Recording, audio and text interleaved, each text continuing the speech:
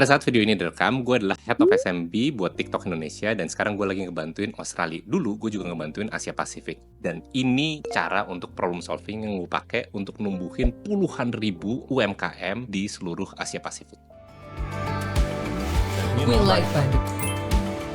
Dan untuk problem solving sebenarnya caranya gampang banget. Kita harus definisikan dulu objektifnya sebenarnya apa, kemudian kita perjelas lagi bentuknya supaya kita tahu nih mulainya dari mana dan kemudian titik akhirnya persisnya di mana. Dan yang terakhir adalah di dalam perjalanannya itu sebenarnya ada ceritanya loh, ada strukturnya yang kemudian kita perlu mengerti dan supaya kita bisa pakai sehingga problemnya itu beneran bisa dipecahkan. Jadi gue suka banget ketika kita menghadapi problem itu kita mesti strukturin dulu. Nah, struktur itu maksudnya apa? Kita mesti ngeliat bentuknya dengan jelas. Karena contoh nih ya, dulu pas gue di agency itu gue menghadapi begitu banyak klien yang permintaannya gaib. Gaibnya sih bukan maksud tidak masuk akal, cuma masalahnya penuh dengan statement bersayap. Itu istilah gue dulu, oke? Udah kayak anggota legislatif, gue nggak sebutin di bagian mana ya, coba begitu, oke? Statement bersayap, karena bisa diinterpretasikan dengan berbagai macam hal. Contoh, mas, saya mau campaign saya viral. Nah, masalahnya kalau viral, itu apa parameternya, definisinya nih apa gitu kan. Jadi untuk bisa menyatakan bahwa ini viral atau enggak. Dan kemudian masalahnya lagi nih, pas kemudian si klien ditanyakan lebih lanjut, kemudian dia akan bercerita bahwa sebenarnya problem saya adalah sales lah. Maksudnya bagaimana nih?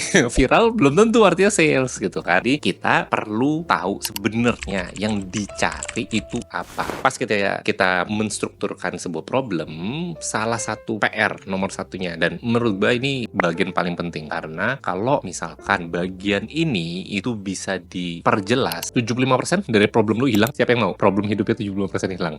Akan hilang hanya dengan melakukan satu hal ini doang, yaitu untuk memperjelas definisi dari objek tujuannya. Pas kita mau melakukan ini, pas kita mau solve problem ini, sebenarnya apa sih tujuan? Dan tujuan ini harus bisa punya berbagai macam, istilahnya satu definition of done. Oke, jadi gue beres nih, kerjaan gue beres. Itu pas apa yang harus terjadi supaya gue bisa bilang kalau kerjaan gue udah beres. Oke, itu satu tuh. Tahu berapa terms lainnya, success criteria. Jadi kriterianya untuk ini bisa dibilang bahwa ini sudah sukses itu apa? Itu juga another term sama juga. Atau what good looks like, itu juga another terms. Oke, jadi gue bisa bilang ini bagus itu ketika apa yang terjadi. Oke, tapi semuanya sama. Itu masih ada sesuatu yang bisa diobserve, bisa dilihat, bisa di-measure untuk bisa menentukan kalau yes ini sudah terjadi, itu satu. Yang kedua, ini sudah terjadi di tahap itu supaya gue bisa bilang kerjaan gue udah beres. Gue udah deliver apa yang gue udah janjikan. Nah, jadi itu yang perlu terjadi. Kalau misalkan itu beres, yang lainnya itu tergantung skill dan experience. Kalau misalkan kita experience, bisa langsung gue udah tahu caranya gimana. Tinggal waktunya doang deh untuk deliver. Kalau misalkan kita belum pengalaman, minimal kita udah punya komponen nomor satunya. Kita udah tahu nih, ini yang masih gue deliver, dan kemudian nextnya mesti kayak gimana, gue bisa tanya-tanya orang yang pernah ngomongin hal yang sama. Tapi itu komponen nomor satu dari menstrukturkan sebuah problem. Kalau lu dapet ini satu nih, yang lainnya jauh lebih manageable. Yang bikin pusing, yang bikin berantem sama temen, sama bos, sama klien, itu cuma gara-gara statement bersayap. Dia bilang A dan maksudnya dia adalah A minus, dan kemudian maksudnya gue adalah A plus, dan kita kagak ketemu. Kita pikir kita ngomongin hal yang sama, ternyata pas lagi meeting dia ngomongin ke sana, kita ngomongin ke sini, interpretasi beda.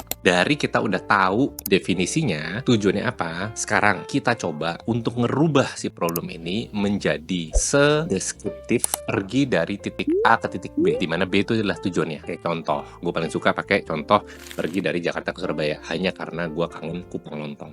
Gue asli Surabaya, cuma gara-gara itu doang, sama tahu petis. Karena pas kita bisa bilang kita udah nyampe nih Surabaya, itu tidak ada keraguan-raguan udah nyampe apa belum. Oke, kalau misalkan tinggal 50 km lagi di Surabaya, ya itu juga ada kejelasan bahwa kita belum nyampe. Kalau misalkan kita udah nyampe, ya kita sudah sampai di Surabaya, enak gitu kan. Jadi jelas yes or no. Kemudian di bagian itu juga kita bisa lihat bahwa kita ada titik awal. Nah, titik awal ini tadi adalah Jakarta misalkan kan. Dan sekarang karena kita bentuk dari Jakarta ke Surabaya, itu adalah hal yang berbeda pas kita ngomong soal dari Cirebon ke Surabaya. Itu juga hal yang berbeda dengan dari Semarang ke Surabaya. Apa yang beda? Adalah harga yang harus dibayar. Oke, seringkali nih kadang balik lagi ya, contoh saya mau campaign saya viral mas. Oke, viral itu maksudnya apa pak? Oke, maksud saya adalah follower saya nambah 1 juta orang. Oke, siap, info saya kirim besok. Oke, kalau misalkan ternyata problemnya sebenarnya adalah itu. Oke, bapak bukan soal viral ya kan, tapi lebih ke followers gitu ya. Nah, pas ketika kita tahu yang dicari adalah penambahan followers sebesar 1 juta, kita juga bisa cari tahu titik awalnya si Jakarta ini, si titik A ini di mana nih. Oh, saya sudah ada misalkan 3 juta followers followers. Oke siap, 3 juta followers ini udah didapat kapan Pak? Apa aja yang dilakukan? Oke, nah itu kita bisa cari tahu tuh, supaya kita punya konteksnya sebenarnya titik A ini di mana sih? Terus kemudian kita mesti cari tahu juga beberapa kelengkapan lainnya untuk beneran nge-solve problem ini tadi. Masih ada step-stepnya selanjutnya. Cuma minimal kita mesti tahu titik awalnya tadi, supaya kita tahu harga yang harus kita bayar. Ini kita ada bayangan nih, karena hasil yang besar itu tadi bisa kita pretelin. Jadi gue paling seneng kasih contoh sales, yang tim sales di sini angkat tangan karena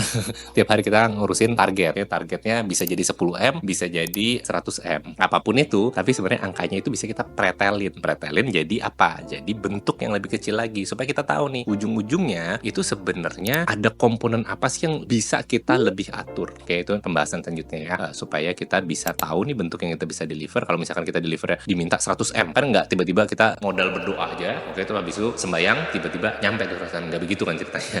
Ada effort yang mesti keluarin. Nah, pertanyaan kan sekarang effort seperti apa dan apa itu yang mesti di deliver supaya si 100M itu nyampe. Jadi next ya yang kita juga mesti tahu dari harga yang harus kita bayar itu gitu kan, itu adalah waktu. Karena dari Jakarta ke Surabaya, kalau misalkan waktunya adalah 1 minggu, beda tuh ceritanya sama kalau waktunya maunya 1 jam. Yang satu 2,5 juta kalau high season, yang satu lagi adalah 800.000. Beda jauh banget. Jadi mesti tahu ya untuk kapan hal ini mesti di deliver, karena itu akan menentukan juga. Dan kemudian kita juga mesti tahu batasan-batasannya. Contoh, karena kita mau enjoy road trip dari Jakarta ke Surabaya sehingga akan makan bensin, maka akan perlu mampir-mampir dulu dan makan. Berarti artinya ada jalan yang kita tidak bisa lewati. Kayak atau misalkan contoh kita pakai jalan tolnya pun juga kita nggak bisa terus bablas. Kita mesti rencanakan supaya kita bisa keluar di exit-exit lebih lama sih, tapi akan sesuai dengan tujuan kita, sesuai dengan objektif kita yang di awal tadi. Jadi selain dari waktu, kita juga perlu tahu batasannya. Nah, selain dari batasan, dan kita juga perlu tahu harga yang harus dibayar tadi, resource-nya. Oke, nah resource-nya udah ada yang existing mungkin ya, udah ada yang contohnya tadi kan untuk campaign nambah 1 juta followers dan sekarang udah ada 3 juta. 3 juta ini kan nggak tiba-tiba Thanos langsung jadi, oke? Nggak begitu juga teman-teman. Oke, itu semua ada ceritanya. Beli followers bisa jadi si bapaknya, oke, atau si ibunya, atau misalkan dia sudah jalan sama berbagai macam kreator, bisa juga, atau misalkan dia udah posting organik, atau mungkin kombinasi pasang ads dan berbagai macam lain. Nah, kita mesti tahu tuh resourcing-nya itu apa. Kita bisa pelurunya kita nih apa aja. Kita diperbolehkan untuk si proposal dan semuanya kita, atau ada lagi batasan-batasan tertentu. Jadi bahan bakarnya untuk kita bisa pergi dari titik A ke titik B dalam jangka waktu yang ditentukan dan memenuhi batasan yang ada, itu apa aja tuh?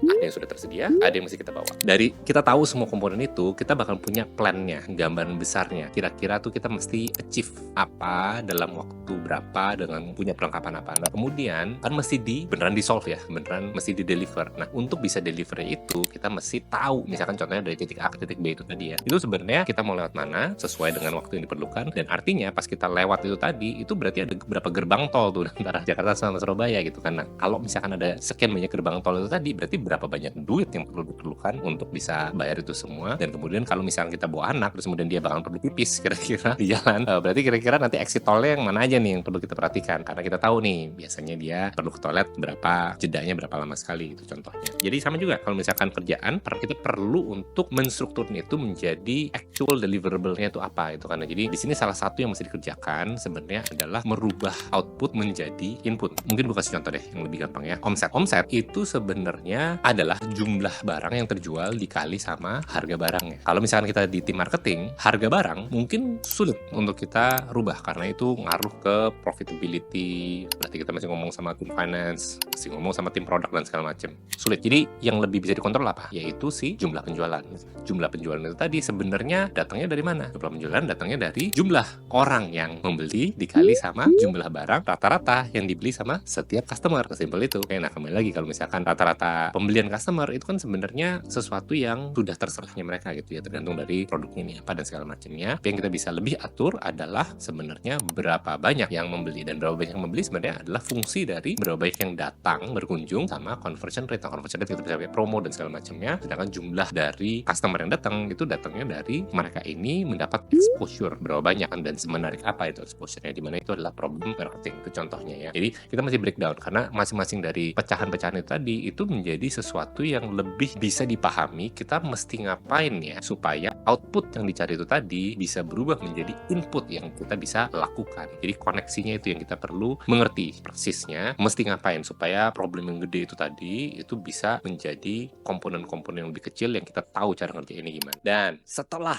plannya terbentuk dengan luar biasa. Setelah problem yang gede itu dipecah-pecah jadi bagian komponen-komponen yang kecil-kecil dan kemudian di-deliver sama tim yang top notch, terbaik di dunia. Masalahnya belum tentu selesai. Sayangnya seperti itu. Karena apapun yang kita plan ini tadi, walaupun yang kita kerjakan ya beneran menghasilkan, tapi bisa jadi asumsinya kita pas ketika kita mulai di awal itu tadi bisa jadi salah. Oke, nah ini kalau misalkan problemnya adalah problem matematika yang udah pasti jawabannya 2 plus 2 sama dengan 4, gampang. Karena 2 plus 2 sama dengan 4, 2-nya masih bisa dipecah lagi jadi 1 tambah 1. 1 tambah 1 sama dengan 2, 1 tambah 1 lagi sama dengan 2, kombinasi jadi 4. Masalahnya problem di dunia ini tidak seperti itu. Jadi banyak problem yang besar, kita belum tahu persisnya apa aja itu komponennya, kita perlu membuat asumsi atau bahkan mungkin kita punya asumsi sendiri akan problem ini tadi dan kita nggak sadar. Kayak kita bentuknya something kayak gini deh. Kalau misalkan orang kayak gini, mestinya kan kalau misalkan kita kasih kayak gini, seharusnya kan itu asumsi itu, oke? Bahkan nggak berpikir sama sekali bahwa ups, ternyata orang tidak seperti itu ya gitu ya dalam kondisi-kondisi tertentu. Jadi problemnya tuh di situ gitu. Jadi artinya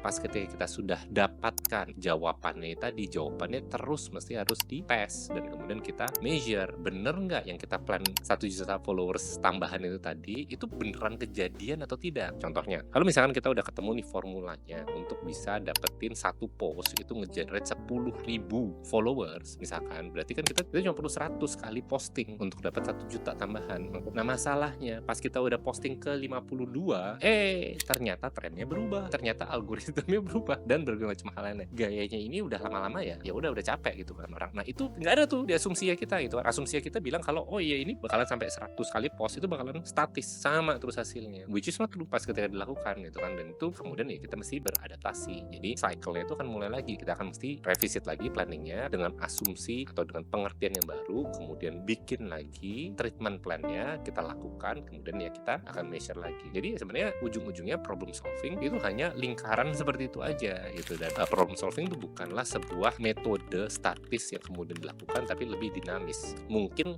problemnya tahap pertama akan beres dengan satu delivery, cuma status dari problemnya itu seringkali berubah. Skopnya sih masih mirip-mirip, tapi kemudian problemnya agak berubah sedikit sehingga apa yang mesti kita lakukan kemudian mesti kita revisit lagi, ulang lagi.